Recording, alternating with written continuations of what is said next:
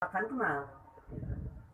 Kalau tahu, saya tahu seseorang, misalkan saya tahu Presiden RI, saya tahu Sekjen PBB, tapi belum kenal, belum mengenal latar belakangnya seperti apa, misalkan dan lain sebagainya, itu salah satu contoh. Atau kita kenal seseorang, nah berarti sudah tahu, sudah mulai mendekat dan mengenal.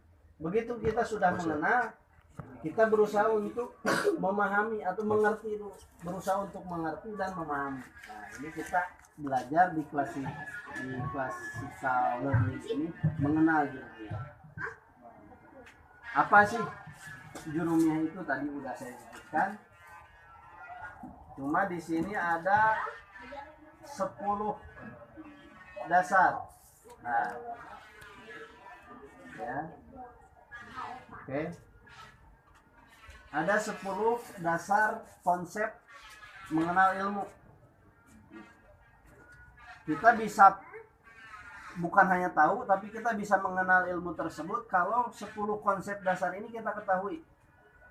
Mana diantaranya satu, di situ ada tertulis definisi apa gitu. Apa sih ilmu tersebut? Apa sih jurumiyah tersebut? Apa sih ilmu nahu tersebut? Apa sih TKN trainer misalkan gitu. Apa sih TKN itu sendiri? Nah, itu definisinya harus kita tahu. Terus temanya. Ketika kita tahu temanya seperti apa gitu. Atau kajian secara globalnya membahas tentang apa, terus manfaatnya apa yang akan kita dapat ketika kita mempelajari ilmu tersebut, keutamaannya juga apa daripada ilmu-ilmu yang lain, keutamaannya, terus juga korelasinya, hubungan antara jurumiyah dengan yang lain, hubungan antara ilmu nahu dengan ilmu-ilmu yang lain. Nah, kita harus tahu. Terus siapa juga peletak awal pertamanya, ya. Namanya udah jelas, namanya ilmu nahu, dikasih nama. Landasannya apa? Itu apa yang menjadi landasan ilmu tersebut. Terus hukumnya mempelajari ilmu tersebut apa? Hukumnya mempelajari jurumiyah itu apa? Problematikanya juga seperti apa? Nah, itu ya, 10 dasar konsep. Kalau saya babarkan mungkin perlu waktu panjang untuk 10 konsep ini. Cuman saya sederhanakan menjadi tiga bagian utama. Kalau kata orang Sunda mah naon, kumaha keur naon. Nah itu trilogi dasar ilmu pengetahuan minimal 3 aja. Apa, bagaimana, dan buat apa. Minimal kita tahu 3 hal tersebut. Ketika kita tahu 3 hal tersebut, berarti kita udah mulai mengenal satu ilmu tersebut. Contoh tadi, baik lagi ke bahasan kita, yaitu jurumiyah. Apa sih jurumiyah itu? Nah, jurumiyah itu tadi udah saya sebutkan bahwa jurumiyah itu adalah salah satu kajian ilmu yang mempelajari tentang gramatika bahasa Arab. Buat apa? Nah, ke tujuan itu trilogi yang kedua. Buat apa? Supaya kita bisa lebih memahami Al-Quran, Al-Hadis, ijma, kias, kaul ulama, yang pada dasarnya semua adalah kebanyakan berbahasa Arab. Udah jelas ya, kayak Al-Quran sendiri berbahasa Arab. Ini bagaimana dalam Al-Quran, a'udzubillahi samil alim minasyaitonir rajim, inna anzalnahu qur'anan arabiyyan la'allakum taqilun. Sesungguhnya Allah menurunkan Al-Quran itu dengan berbahasa Arab agar kamu memahami, agar kita semua memahami. Nah, bagaimana kita bisa memahami hal tersebut kalau tidak ada alatnya, kalau tidak ada fasilitasnya? Nah, alat untuk mempelajari Al-Quran itu sendiri adalah karena Al-Quran bahasa Arab, maka adalah ilmu nahu dan ilmu sorof itu sendiri. Ketika kita sudah mulai bisa sedikit-sedikit tahu, terus lama-lama kita mulai memahami, oh ini loh jurumiyah, oh saya udah kenal loh jurumiyah, itu bukan tahu aja, tapi saya sudah mengenal, oh jurumiyah ini seperti ini. Itu salah satu tujuan kitab atau kegunaan manfaat kita belajar jurumiyah itu. Nah, ini saya kutip juga kaul ulama Ulama yang ada di dalam kitab Al-Imriti kalau nggak salah, mohon maaf rujukannya nggak saya tulis di sini. Itu belajar ilmu nahwu dan sorok lebih utama dan hal yang pertama, karena dengan hal itulah kita bisa memahami makna Al-Quran dan qaul-qaul ulama. Annahu aula awalan ayu ulama idil kalamu dunahu layyul sama. Ketika kita mau belajar ilmu nahwu dan ilmu sorok, itu hal yang pertama dan hal yang utama, karena dengan itulah kita bisa memaknai Al-Quran. Nah, itu adalah qaul ulama itu sendiri dalam kitab Al-Imriti. Ya. Oke. Kita lanjut. Nah, ini sekilas mengenai daftar isi ya. Bisa dikatakan ini daftar isinya. Di sini ada mabade, terus mengapa harus jurumiyah, terus sejarah, terus cara mempelajari dan menganalisa, terus evaluasi. Gitu ya. Inilah metode classical learning yang akan kita belajar dan mudah-mudahan bisa kedepannya bisa lebih rapi lagi, bisa lebih rapi. Mabadi udah saya jelaskan tadi, atau bisa singkatnya trilogi dasar ilmu pengetahuan, apa, bagaimana, untuk apa. Nah, apa jurumiyah, bagaimana itu jurumiyah, untuk apa itu jurumiyah, mengapa harus jurumiyah gitu. Ada juga tadi udah disampaikan juga. Nah, ini mengenai sejarah. Ini mengenai sejarah di sini ada terlihat ya oleh para partisipan semua, ada gambar sungai dengan alih air gitu ya. Kenapa saya bikin foto atau seperti ini? Jurumiyah. Jurumiyah kalau secara bahasa itu ada dua kata yang digabung. Ada juru dan miyah. Itu juru diambil atas dasar katanya jaro. Jaro itu berjalan. Miyah itu dari maun, gitu ya. Jadi jurumiyah itu air yang mengalir. Kenapa jadi jurumiyah air yang mengalir? Sejarahnya.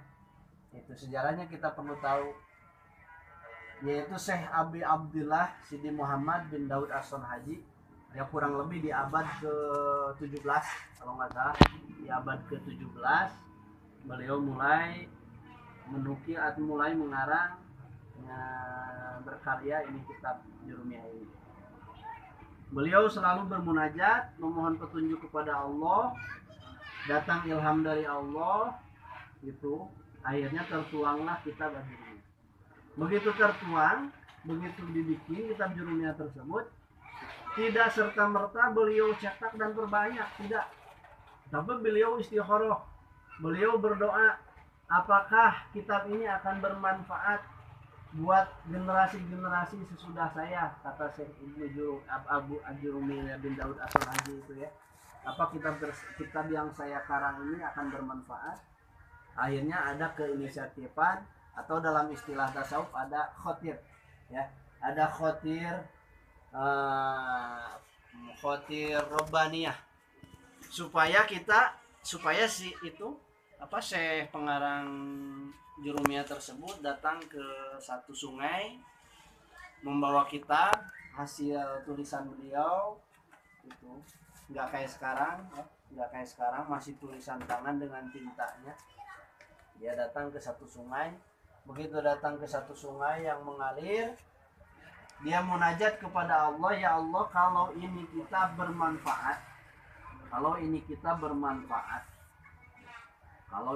bermanfaat,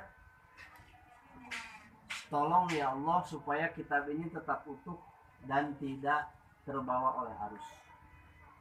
Nah, beliau langsung menyimpan kitab tersebut dalam air yang deras dan mengalir.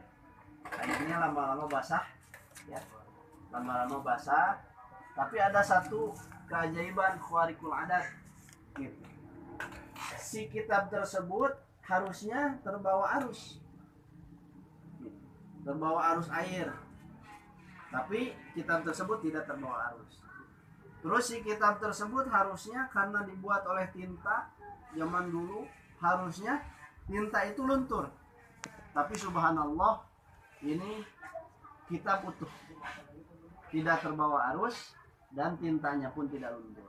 Makanya beliau setelah sekian lama di depan sungai tersebut akhirnya mengambil kitab tersebut dan kembali dan mulai mempublikasikannya gitu, itu salah satu pelajaran yang boleh kita ambil, dan bahkan harus kita ambil, harus kita pelajari. Ketika kita memulai sesuatu, mulailah bismillah, mulailah dengan Allah, mulailah karena Allah, mulailah bersama Allah. Ketika hal itu bisa kita jalankan, insya Allah akan bisa bermanfaat. Sampai saat ini kitab Al-Jurumiyah bisa dipelajari dan menjadi hal paling utama dan paling dasar dipelajari oleh para pelajar-pelajar baik dari pondok pesantren ataupun di kampus-kampus, ya pasti dipelajari hal ini. Yang berikutnya adalah cara mempelajari dan menganalisa. Karena kita sudah tahu ternyata di Jurumiyah itu gramatika atau tata bahasa Arab, cara mempelajarinya di situ ada. Nah, khusus untuk Jurumiyah itu sendiri, dia lebih fokus ke bentuk kata, perubahan harokatnya, i'robnya dalam istilahnya.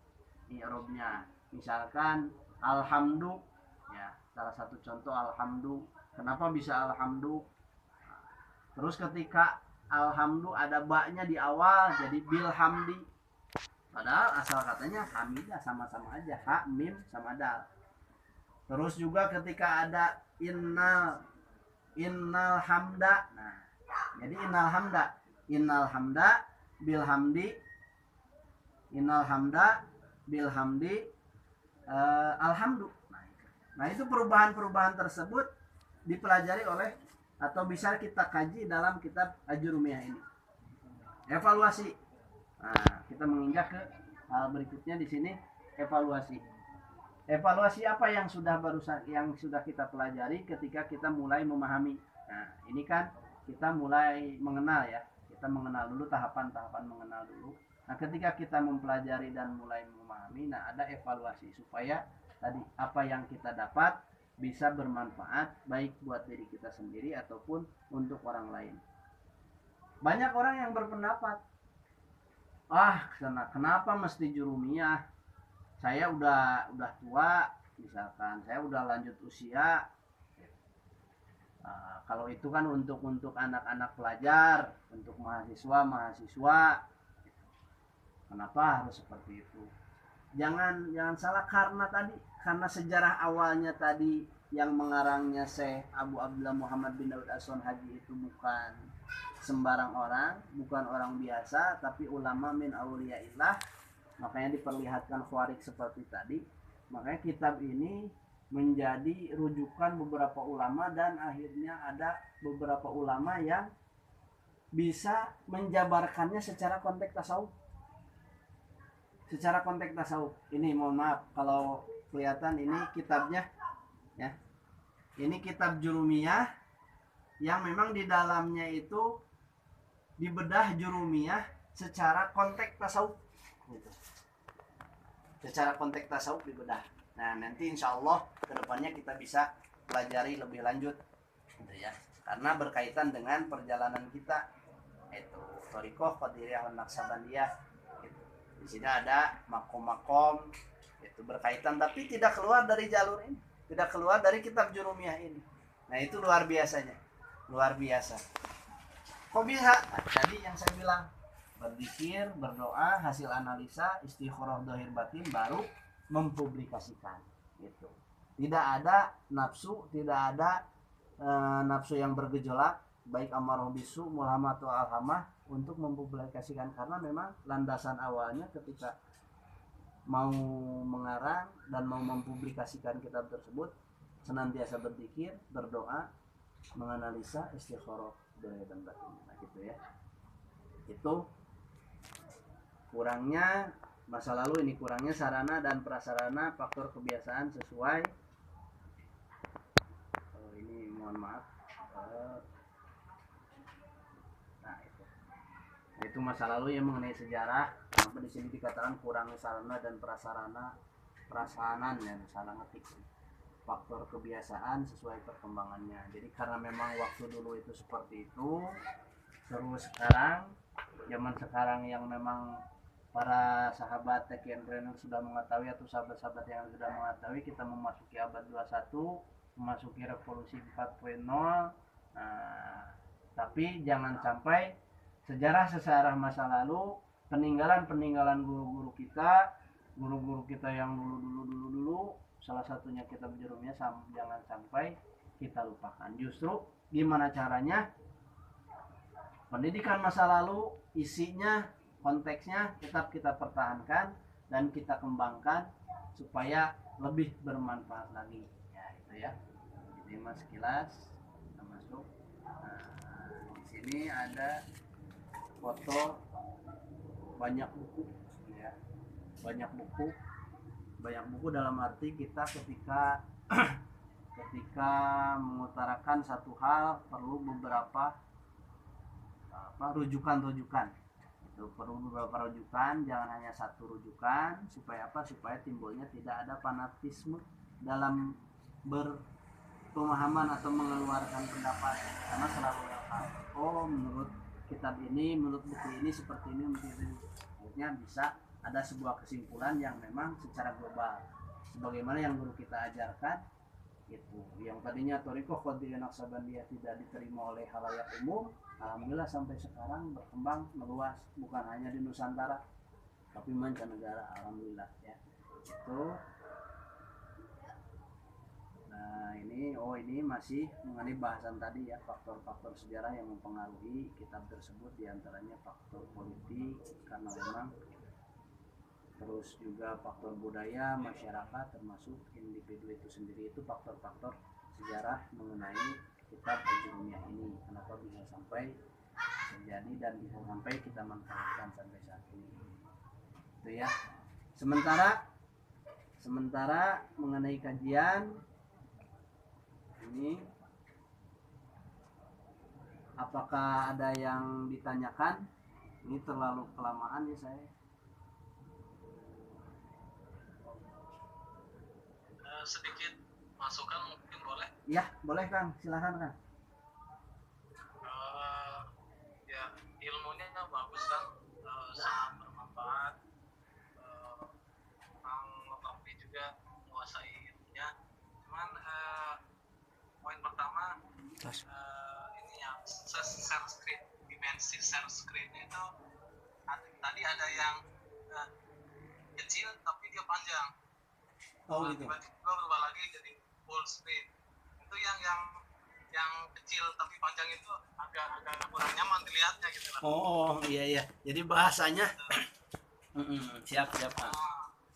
Pertama, yang kedua, ini kan ilmunya penting, bermanfaat. Jadi promonya lebih digencarkan lagi. Sayang kalau hanya beberapa orang yang lihat. Ya siap Pak.